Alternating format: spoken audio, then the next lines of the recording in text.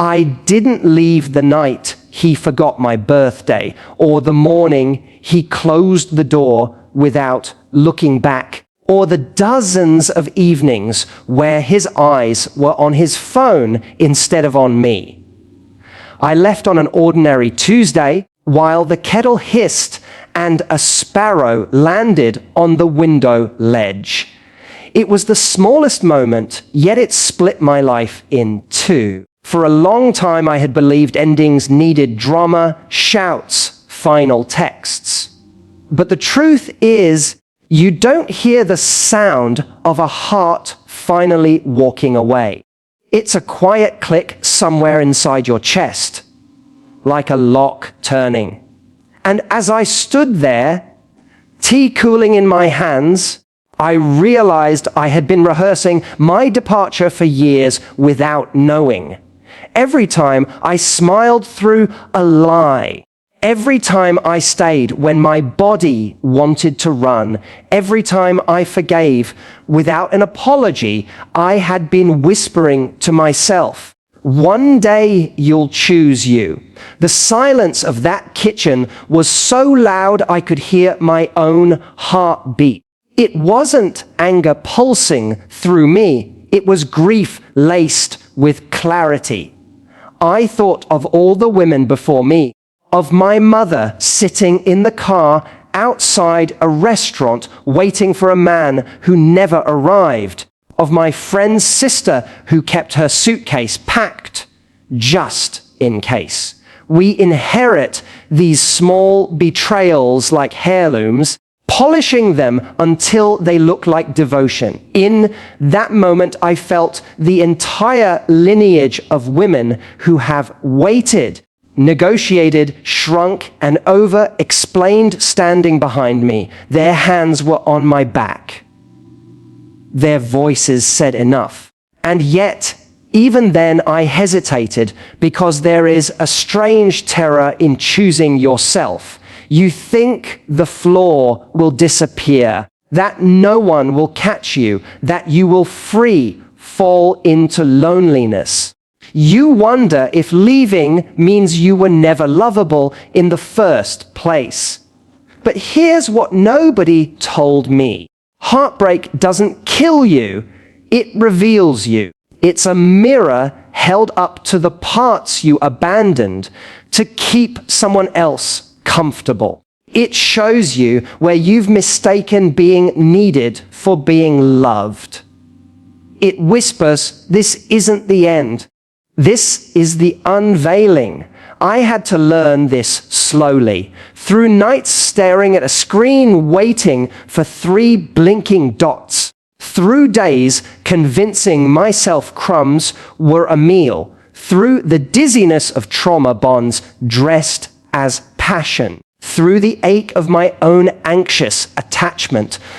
That small child inside me tugging at a sleeve, saying, please don't go. And yet, beneath all of it, a quieter voice was growing. The one that no longer wanted to perform or plead. The one that wanted to be chosen not because I begged, but because I simply was. That voice is the beginning of power. It is the feminine energy that sits unbothered in its own worth, knowing if you cannot meet me here, I will not come down there. People think walking away is about punishing someone. It's not. It's about abandoning yourself. It's about stepping back into your own body, your own life, your own heartbeat. It's about remembering that you are not a waiting room for someone else's indecision. That Tuesday, I packed nothing dramatic. I didn't even slam the door. I simply placed the mug in the sink, wiped my hands, and breathed. And with that breath, 1,000 invisible chains loosened. If you are listening to me now, you probably know that breath. Maybe you are still in the kitchen. Maybe you are still hoping he'll change. Maybe you're afraid to leave because you think the pain will be worse. I am here to tell you, the pain you are in now is not love, it's self-erosion. And every day you stay, you teach yourself you deserve less. But there is another side. There is a moment, and it might come quietly, when you will stand up, straighten your back, and realize the love you've been begging for cannot be negotiated. It can only be mirrored by someone who is also whole. In that instant, you will feel both terror and liberation. That is the doorway. Walk through it. And as you do, you will begin to see the pattern, the hot and cold texts, the disappearances, the excuses about being busy, the way he resurfaces just when you start to move on. All of it was never about your worth. It was about his capacity. And his capacity is not your responsibility to expand. What happens next is strange. When you withdraw your energy, when you stop performing, he often notices. He may even regret. He may try to return, offering what you longed for all along. This is the moment of greatest temptation, but also the moment of greatest power. Because now you are no longer reacting from the wound. You are responding from the healed self. That is what I want to walk you through in this story. Not just the pain, but the philosophy. Not just the heartbreak, but the wiring underneath. Because once you understand why you accepted less, you will stop doing it forever. And once you stop, you will see a truth so beautiful it might make you cry. Men miss women who walk away gracefully, not because she played a game, but because she finally played herself back into her own life. You don't have to slam the door. You don't have to prove anything. Grace is quiet, but it is seismic.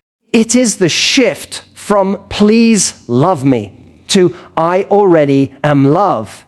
It is the unshakable calm that comes from no longer needing someone to complete you. It is the moment you realize your worth was never up for debate. And that, right there, is where this journey begins. I remember the first time I heard the term breadcrumbing. It sounded almost whimsical, like a fairy tale, but there is nothing whimsical about starving for love one crumb at a time. That was me sitting at my desk, refreshing a chat thread that had gone silent, convincing myself that his last emoji meant something. In truth, it was just enough to keep me on the hook, just enough to keep me waiting. Every time he resurfaced, it felt like a small rescue. But what I didn't see was that I had built a whole religion around his scraps, praying at the altar of maybe. If you're listening to me, maybe you know that altar too. The texts at midnight, the sudden warmth after days of cold, the I miss you that never comes with a plan. These are not signs of love. They're echoes of your own fear of abandonment bouncing back at you. Each breadcrumb teaches your nervous system a cruel trick. Confuse hope with intimacy, confuse longing with connection. And slowly, without noticing, you shrink. You become a version of yourself who is always scanning, always anticipating, always performing. Why do we do this? It's not stupidity, it's wiring. A child who learns that love is inconsistent grows into an adult who mistakes inconsistency for chemistry. The little girl who had to work for attention becomes the woman who gives in silence, who takes crumbs and calls it a feast. I began to understand this when I stumbled on a book about attachment styles late one night. I read the words anxious, preoccupied, and felt as if someone had broken a code inside me. All my patience, my forgiveness, my staying, it wasn't a moral virtue. It was a nervous system stuck in survival mode. Knowing this doesn't make the pain vanish overnight, but it gives it a name. And naming something is the first way we take back our power. When you can whisper to yourself, "This isn't love, this is my trauma," you create a tiny crack in the pattern. Through that crack, light starts to come in. I started to see his behavior for what it was, not a test I had to pass, but a reflection of his own capacity. His silences, his sporadic affection, his disappearances, they weren't about my worth. They were about his limits. And his limits were not mine to fix. That realization was both devastating and liberating. Devastating because it meant the fantasy had to die. Liberating because it meant I could stop auditioning for a role in a story he wasn't ready to tell. It's strange how the body reacts when the mind finally catches up. My stomach unclenched, my breath deepened. I started to remember what my own laughter sounded like when it wasn't measured. I noticed the sun on my skin again. These were small rebellions at first, declining a late night text, not answering immediately, taking a walk without my phone. But each small rebellion was a way of telling myself, I matter too. And here's something else they don't tell you. Men feel the shift. Even if they can't articulate it, they feel the ground beneath them change when you stop abandoning yourself. Some will panic. Some will chase harder. Some will vanish completely. But the outcome doesn't matter, because this is no longer about him. It's about you returning to you. There was a night not long after my Tuesday in the kitchen when he showed up at my door unannounced. His eyes were softer than usual, his voice slower. He said he'd been thinking, that he realized what he'd lost. For a moment, my old self rose up, the one who wanted to believe, the one who still hoped. But standing there in the doorway, I felt the quiet power of my own absence. I realized that the version of me he regretted losing was the version who had tolerated what hurt. And that woman was gone. I didn't slam the door. I didn't deliver a speech. I simply smiled, a real smile this time, and said, I hope you find what you're looking for. And in that moment, I wasn't trying to be gracious for him. I was being gracious for me. Because grace is the opposite of scrambling. It's the embodiment of self-worth. This is what walking away gracefully looks like. It's not a performance. It's an arrival. It's the slow turning of your face toward your own life, your own dreams, your own joy. It's giving up the fantasy that you can heal someone by abandoning yourself. It's understanding that your energy is sacred and that you are allowed to invest it where it is reciprocated. And as you practice this, something profound happens inside you. The little girl who tugged at sleeves begins to rest. The nervous system that was always on high alert begins to trust you. You start to notice the difference between intensity and intimacy, between being needed and being loved. You no longer chase closure because you become your own closure. I want you to imagine, as you listen to this, the version of yourself 6 months from now. She is sitting at a cafe, sunlight on her face, phone on the table but untouched. She is not waiting. She is not scanning. She is reading a book, laughing at a line, and her shoulders are relaxed. She radiates an ease that draws people in, not because she's playing hard to get, but because she is finally hard to shake. This is not a fantasy.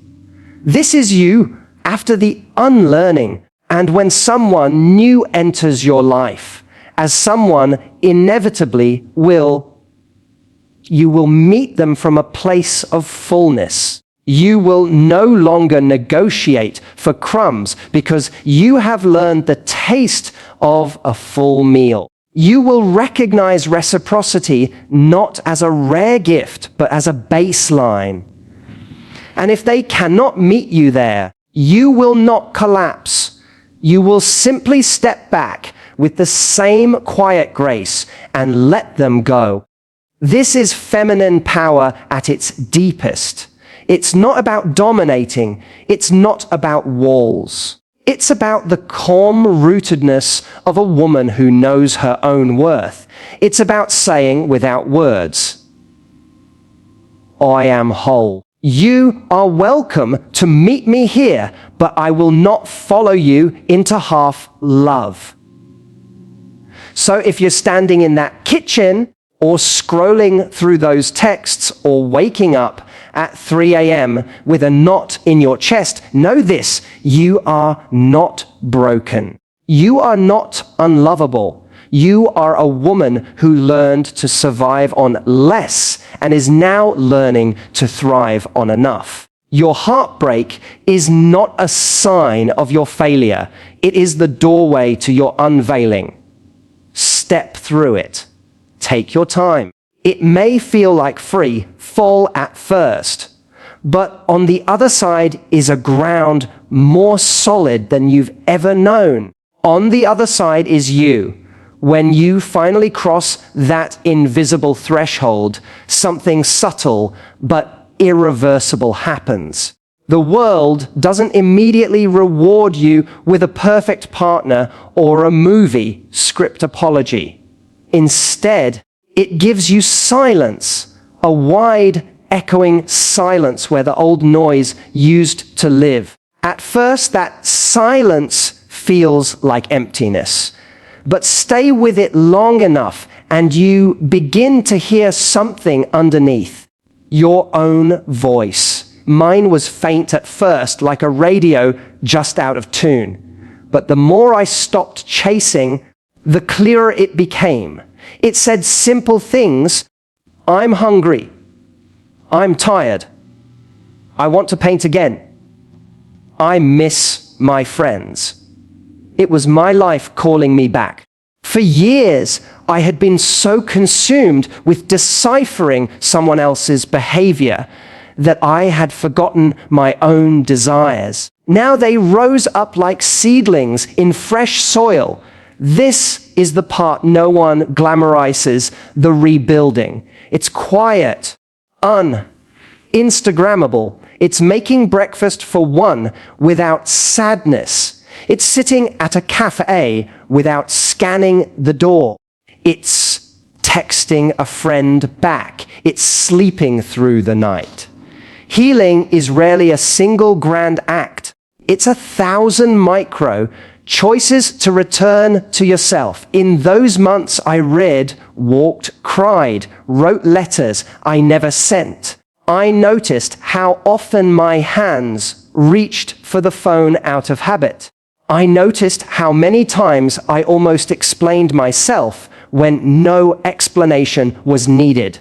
Each time I caught myself and gently redirected. This was my nervous system repatterning itself, learning that safety could come from within, that love could be consistent, because I was consistent with me.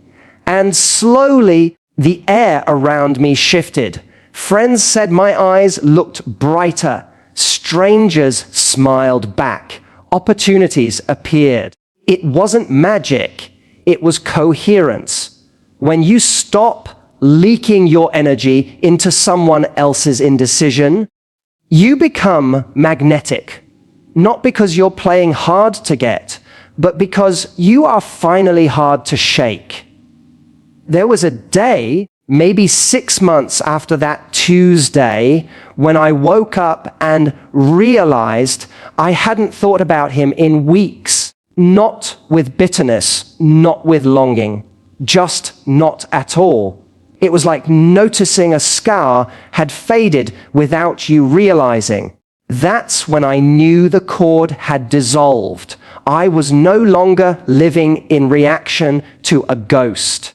People sometimes ask if he ever came back. The truth is he did, more than once. With words I used to fantasize about hearing, I made a mistake.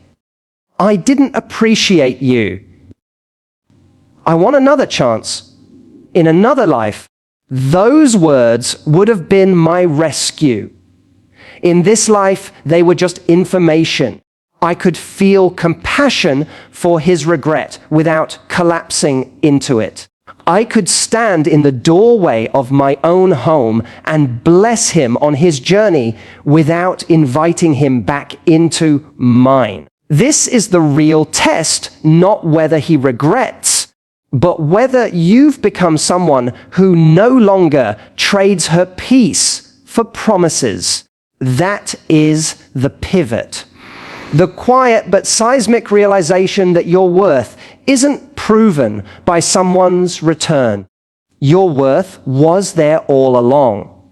And when you embody that, something miraculous happens. You stop needing closure because you are closure.